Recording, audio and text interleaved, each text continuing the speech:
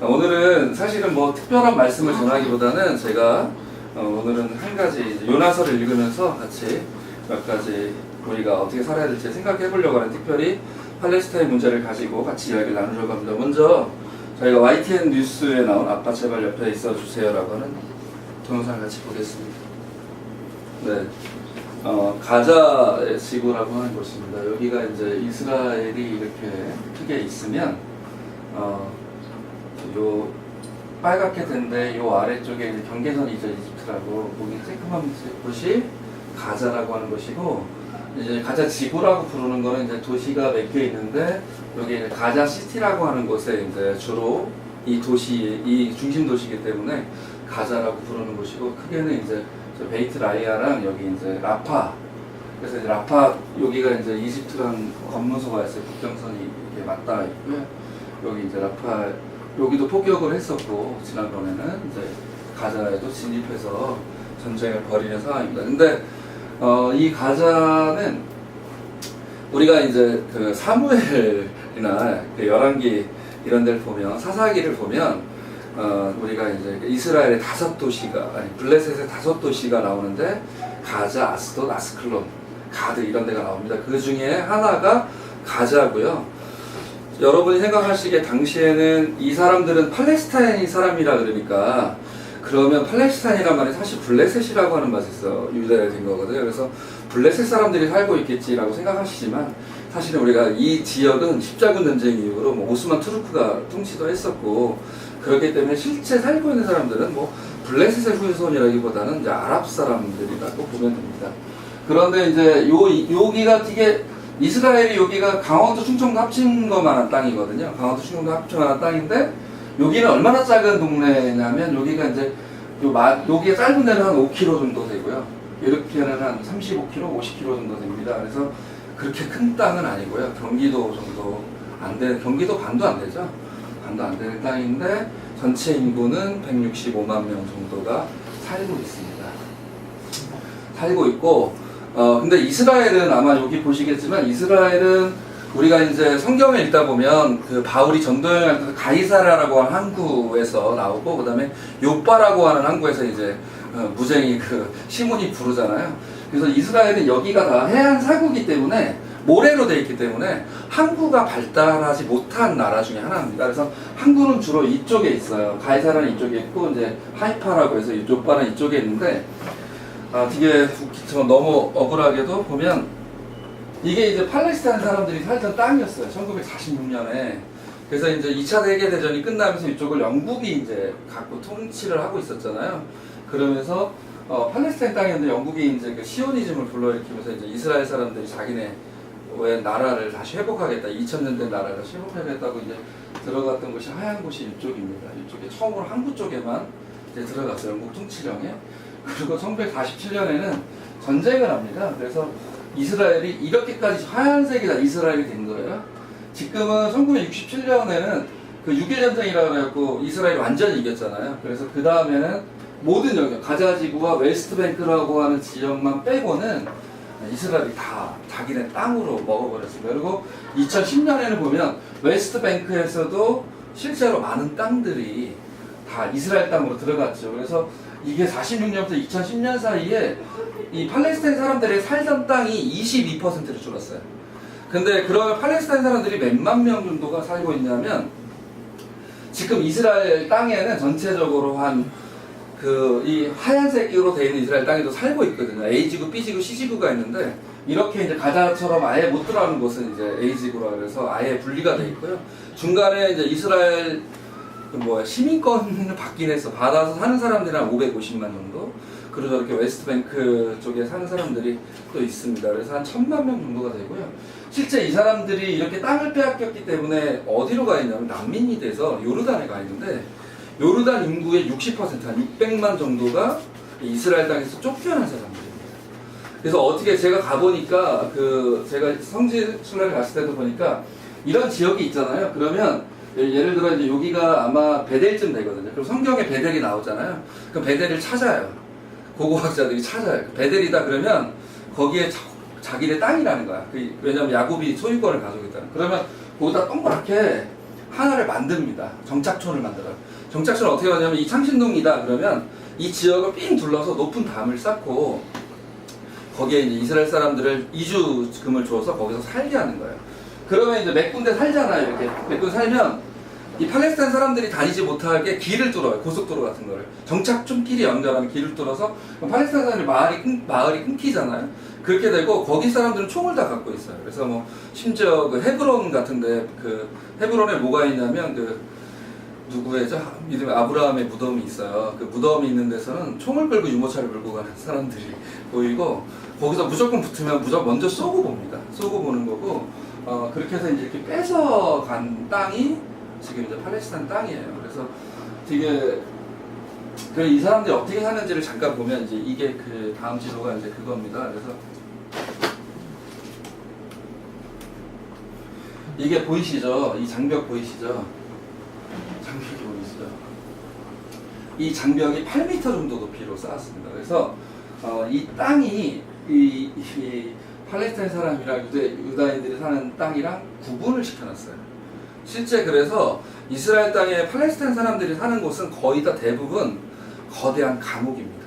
아까 가자지구 말씀드렸잖아요. 가자지구 말씀드렸는데 이 땅으로는 다 장벽이 저렇게 쳐 있고요. 장벽이 저렇게 쳐 있어요. 넘어갈 수 없고요. 초소가 있습니다. 그러니까 꼭 교도소에서 초총을 겨누고 있어요. 그래서 만약에 거기 몇 미터 이상 접근하면 그냥 쏴버립니다. 그렇기 때문에 그 주변으로 갈 수 없고요. 그 주변으로 뭐 예를 들어 염소가 가거나 양이 가서 끌려가도 그냥 쏴버립니다. 걔네들은 이 사람들을 사람이라 생각하지 않아요. 그렇기 때문에 그냥 쏘면 그만이기 때문에 저희도 갔는데 굉장히 겁날 정도로. 근데 이 안에 이렇게 돼 있는데 이 바다는 항구가 별로 없다 그랬잖아요. 그래서 항구가 쬐끄만 항구들만 있어요. 근데 이스라엘 군함이 지킵니다.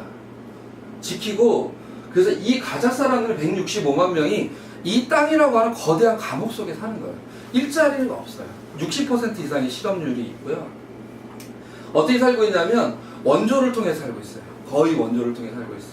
식수가 없어요. 이쪽에 식수가 없어서 물을 이스라엘에 의존하고 물도 끊고요. 그러면 이제 75% 정도 식수가 없다 그러고 그 다음에 이제 우리가 그래서 뭐 세계 인권단체들이 지난번에 막 배를 타고 그린피스처럼 조그만 배를 타고 막 물자를 공급한다고 갔는데 2008년이죠. 2008년에 전쟁이 나서 그때도 1200명인가가 죽지 않았습니까?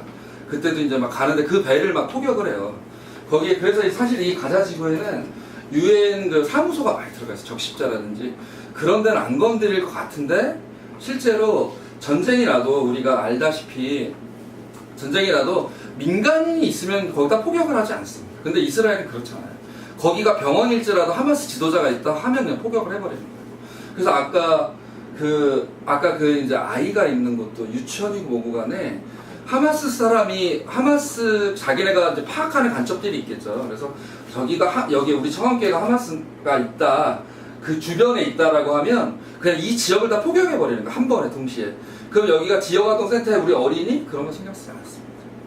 그러니까 이스라엘이 전쟁 범죄 국가라고 하는 게 실제로 전투를 하더라도 민간인에 대한 살상은 없어야 되는데 대부분이 우리 지금 316명 죽은 중에 아동이 이제 뭐 18세 미만 아동이 80명이 넘고 있잖아요. 그래서 그렇게 죽이는 거고 죽이는 걸 떠나서 가자지구는 그나마 한 몇십 킬로 되잖아요. 근데 베들레헴은 예수님이 태어난 베들레헴은 한 10km밖에 안 됩니다. 그러니까 10km라고 하는 곳에 이렇게 아까 그 장벽을 쌓아서 사람들을 가두어 놓은 곳이고요. 그래서 되게 웃긴 게 그러면 그 안에 갇힌 사람들은 먹고 살 수가 없잖아요. 농업을 자급자족 경제가 되지 않으면. 그러니까 그 사람들은 일을 해야 되잖아요. 그럼 어디 가서 일을 해야 되냐면 이스라엘 가서 일을 해야 되거든요. 그래서 이제 그런 쪽에 있는 사람들이 이스라엘 가서 일을 하기 위해서는 교도소, 검무소 같이 통과를 해야 되는데 그 사람들만 통과하는 게 아니라 저희도 갔는데 고경집사도 그 갔다 와서 굉장히 우울에 빠져가지고 우리가 힘들었는데 감옥을 나오듯이 통과를 들어가야 되고 나와야 됩니다. 심지어 이번에 팔레스타인 이스라엘 대선 앞에서 기도했던 이쌈이라고 하는 분이 얘기를 하는데 자기가 일자리를 하러 나가기 위해서 여기 이런 거에만 검무소가 있는 게 아니고요. 곳곳에 체크포인트라고 해서 검무소가 있습니다. 거기를 지날 때 그냥 손가락으로 딱 대라 그러면 대야 돼요, 차를. 그러면 거기서 무조건 1시간 가까이 걸립니다. 모든 짐을 다 조사하고요. 관광객들도 그렇게 심하게 조사하는데 심지어 그 팔레스타인 사람들이 한번 통과하려면 1시간 그냥 어쩔 때는 검사 안 해요. 그냥 세워놔요. 그러니까 복수 이렇게 뭐라 그럴까 감정을 자꾸 불러일으키는 거죠. 그래서 이제 세워놓고 그 세 군데 법무소만 통과하면 3시간이 걸린다는 거예요. 실제로는 예전에는 한 10분도 안 걸리는 거리에. 근데 이런 것 때문에 직접 못 나가면 절로 돌아서 나가고 거기서 체크포인트를 몇 군데 거치면 일하러 가는데 3시간이 걸릴 거예요. 실제 그 사람들은 노동력을 좋게 취급받겠습니까? 실제로는 이스라엘 전략이 있는 거예요. 그 사람들을 굉장히 싼 노동자로 사실은 쓰는 거예요. 노동법이 전혀 적용되지 않아요. 그리고 언제든지 죽일 수 있는 그런 정도의 노예 같은 삶으로 부려먹는 거죠. 그래서 완전히 차별화된 세상에 살고 있는 건데요. 이 땅에서 전쟁이 이제 일어난 거죠. 그래서 이스라엘 소년이 새로 만든 정착지, 유대인 정착지의 주변에서 이스라엘 소년 3명이 없어졌어요. 없어졌는데 누구 소행인지 모르잖아요. 근데 이제 무조건 하마스 소행이라고 한 거죠. 그래놓고 그 정착촌 주변의 팔레스타인 마을을 다 뒤져갖고 뭐 남자만 한 50명 정도를 잡았습니다. 그때 죽인 인구만 50명이 아니죠. 죽은 인구만 막 잡아가려면 저항하잖아요. 막 때려 잡아가니까. 그때 저항은 무조건 쏩니다. 그때 죽인 인구만 50명이에요. 50명이 넘고요. 실제 이스라엘은 이 땅에 점령자로 들어가서 팔레스타인 땅을 점령했기 때문에 국제법상으로 점령한 사람들은 정착촌을 건설할 수 없게 돼 있고요. 불법 정착촌이고 그렇게 되면 정착촌이 들어가면 나중에 그 땅은 다 이스라엘 사람들의 땅으로 바뀝니다. 농토도 빼앗고 왜냐하면 사람이 죽으면 주인이 없잖아요. 이 땅이 청학교 사람이 다 죽었어. 이 땅은 뭐 주인이 없잖아요. 그러면 그걸 이스라엘이 가져가요. 정부가 그 국유화 시켜버리는 거고 밭이나 농 같은 거가 그렇게 뺏는 거고요. 그래서 이 가자지구에 사는 사람들은 감옥에 이게 이제 가자지구를 구글 어스에서 찍은 거예요. 여기에 뿌옇게 된다는 가자지구입니다. 아무것도 없죠. 근데 옆에 딱 담장 가운데를 보시면 굉장히 정리가 잘 돼 있잖아요. 저기는 분리장벽 넘어요. 이스라엘 땅입니다. 저렇게 경작지를 다 뺏어갑니다. 그래서 이제 우리 한국 여성들이 이스라엘 머드팩 굉장히 좋아하고 그 여러 가지 물품들을 삽니다. 한국 사람이 아마 한국 정부에서 가장 사고 싶어하는 거는 아이언돔일 거예요. 그 포탄을 요격하는 미사일을 말하는 거죠. 거의 90%의 포탄과 로켓을 막아냈다고 하니까요. 그거를 사고 아마 한국 정부는 사고 싶어하는 거고. 그래서 이스라엘은 이제 우리나라한테 그걸 사줬습니다. 그 대우중공업에 이 장벽을 건설하는데 쓰인 장비가 한국 장비예요. 포크레인, 대우건설 거, 삼성 거 다 이런 게 가 있어요. 의도적으로 구매해줬고요. 우리나라는 패트리어트하고 아이언돔 쪽에 계속 구매 의향을 가지고 있는데 기술력이 셀까봐 아직은 안 주고 있는 거고요. 그 아이언돔을 개발하는 데 미국에서 1조 달러를 지원했다라고 해요. 그러니까 사실은 이제 미국이 만든 문화고요. 이렇게 해서 감옥에 사는데 그럼 왜 전쟁이 일어나냐면 실제적으로 서로 적대하는 것들도 있겠죠. 근데 하마스는 그러니까 우리나라랑 똑같아요. 보수주의 이스라엘 베냐민 네타냐후인가요? 그 총리는 보수 극우거든요. 그 사람은 적대가 필요합니다. 자기 정권의 지지율이 떨어지면 가자를 공격합니다. 구실을 만들어요. 그래서 공격하면 우리나라도 북한에서 옛날에 포 쏴주고 이러면 갑자기 새누리당 지지율이 올라가고 이랬던 것처럼 그렇게 전쟁을 하는 거고요.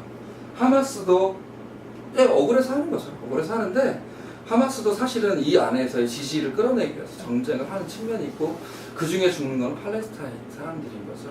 근데 이 사람들은 모두 다 외상 스트레스 증후를 가지고 있습니다. 가족 중에 죽지 않은 사람이 한 명도 없어요. 그것도 교전을 했다 자기가 하마스에 참전해서 죽은 게 아니고요. 집에서 놀고 있는데 죽었고 심지어 그저께 보도된 거에 의하면 이 해변에서 놀고 있는데 이스라엘 군함에서 그냥 포를 쏜 거예요.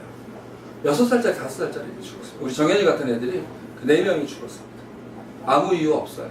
포를 쏘면 애들이 뛰잖아요. 그럼 뛰는 걸 맞추는 거예요. 포로. 그런 훈련을 하는 거죠. 그러면서 지금도 316명이 죽었고 진입하자마자 벌써 50명이 넘게 죽었어요. 3일 만에. 금요일날 새벽에 진입을 했는데 진입하자마자 50명이 넘는 인원이 죽었고요. 저는 페이스북에서 제가 공유해서 보셨겠지만 이 사진을 마지막으로 보여드리려고 합니다. 어린이가 건물 속에서 죽은 거죠. 이렇게 아이가 죽은 사진입니다. 아무 죄 없는 어린이들이 너무 많이 죽어서 있는 거죠.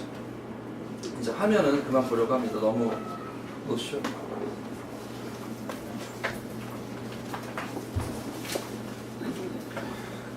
네, 이스라엘 우리 주보의 뒷면에 보시면 제가 그 레디앙에 실렸던 그 이스라엘에 대한 궁금증, 하마스 전쟁에 대한 궁금증 7가지를 7가지 진실에 대해서 당시에 할 이스라엘 팔레스타인 7가지 진실에 대해서 썼는데요.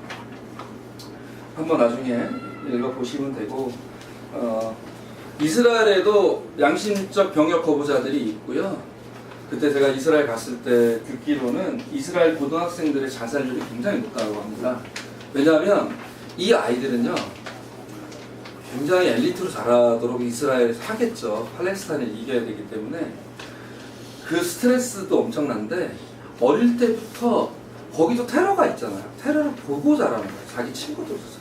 그래서 고등학생들의 자살률이 엄청나더라고 하고요. 그 중에서 17명, 여기 이제 보면은 그때 이제 2008년이죠. 민간 그 전투기 중사 27명이 가자 지구에 대한 폭격을 거부했습니다. 그래서 지기해제를 당했습니다. 그 사람들 이게 이스라엘에서 살기 힘들겠죠.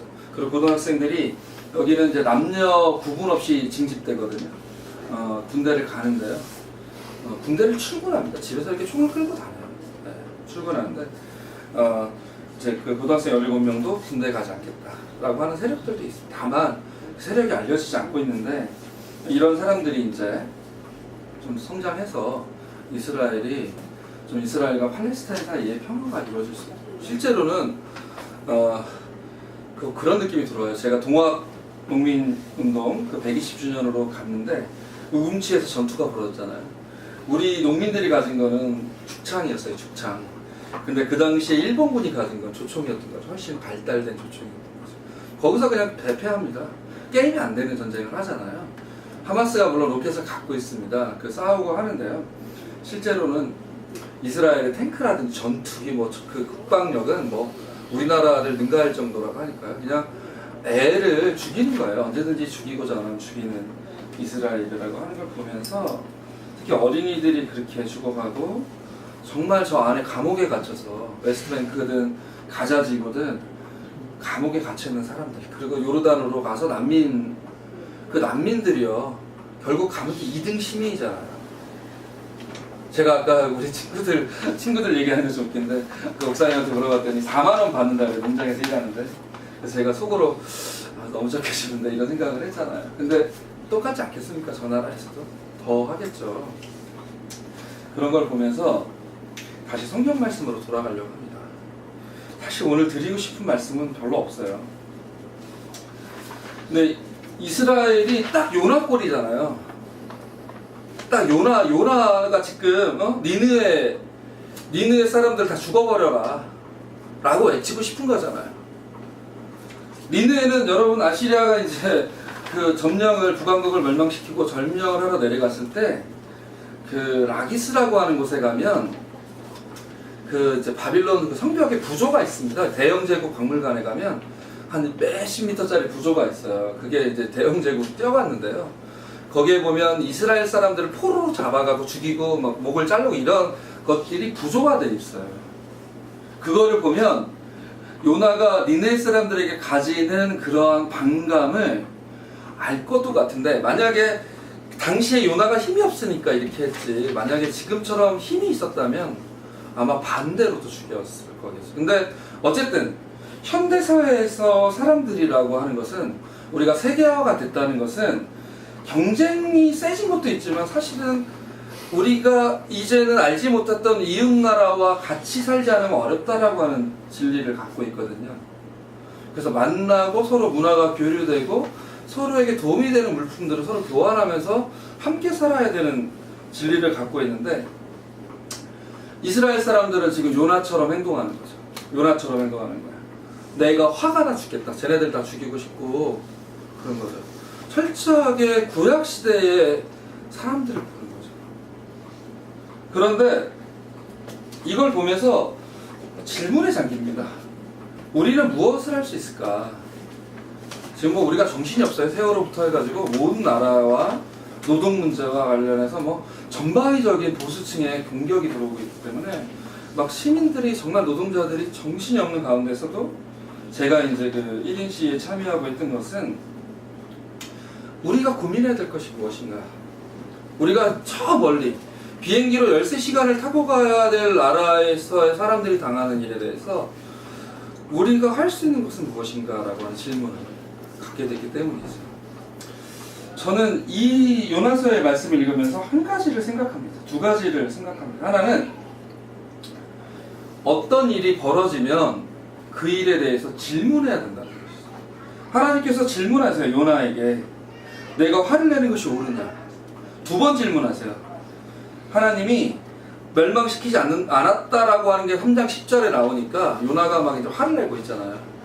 그러니까 내가 화를 내는 것이 옳으냐라고 하면서 책망하셨다라고 하는 말씀이 요나 4장 4절에 있고, 또 그 이후에 박렁굴이 죽어서 요나가 막 분을 내고 있으니까 박렁굴이 죽었다고 내가 이렇게 화를 내는 것이 옳으냐라고 하면서 이스라엘에게 물어보고 계십니다. 저는 우리가 하나님을 전지전능한 하나님이라고 생각할 때는 막 하나님 모든 걸 바꾸실 수 있을 거라고 생각을 하는데, 실제로 하나님의 방법은 질문이신 것 같아요. 질문. 어떤 일이 벌어지면 정말 네가 화를 내는 게 옳아? 그 일이 옳은 거야? 라고 하는 질문을 하나님께서 하시는 거죠. 요나가 회개했는지 돌이켰는지 우리는 모르잖아요. 하지만 하나님은 질문하시는 하나님의 모습을 보면서 제가 생각하는 거는 그 진짜 10,000km 이상 떨어져 있는 곳에서 일어나는 일이지만, 아프리카, 아시아, 중동에서 일어나는 일이지만, 우리 신앙인이라고 하는 사람들이 해야 될 일은 질문하는 것이다. 과연 옳으냐? 질문하는 것이다 라고 하는 생각을 하게 됩니다. 그래서 우리가 1인 시위를 한다, 아니면 어떤 일을 행동을 한다고 하는 것은 질문하는 일이 분명히 돼야 되겠지. 질문하고 그 질문에 대해서 답을 찾는 과정 속에서 행동하는 것이 되어야 되겠죠. 그 다음에 두 번째로 요나서를 읽으면서 한번 생각해 보는 것은, 요나도 알고 있어요. 하나님이 마음이 넓은 분이시다. 자비심이 많으시고, 그래서 이 사람들을 죽이지 못할 것이라는 걸 알고 있다라고, 내가 그러지 않았습니까? 구국에 있을 때. 그래서 내가 다시스로 도망갔잖아요 라고 말한 것처럼, 하나님의 마음은 요나가 말한 것을 있지만 이 말 속에도 있어요. 아까 우리 고경신 집사님이 읽은 것처럼 여기 12만 명, 좌우를 분별치 못하는 사람이 12만 명이나 되고 짐승들이 많이 있는데, 내가 어찌 이 큰 성은 니느웨를 어찌 내가 아끼지 않겠느냐 라고 하는 말씀 속에 하나님의 마음이 들어있어요.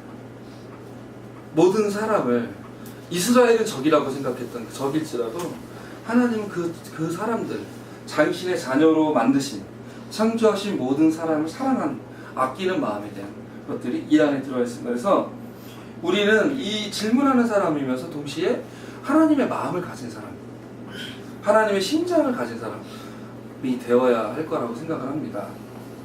그래서 하나님의 심장을 가진 사람은 평화의 사람일 수밖에 없죠. 우리가 아까 주기도문을 외웠습니다. 우리가 하늘에 계신 우리 하나님이라고 외우지만, 예수님께서 가르쳐 주신 것은 하늘에 계신 우리 아버지, 혹은 하늘에 계신 우리 어머니라고 기도할 때 우리가 하나님을 아버지, 엄마라고 부른다면 여기에 있는 모든 사람들은 우리 형제가 되는 것이죠.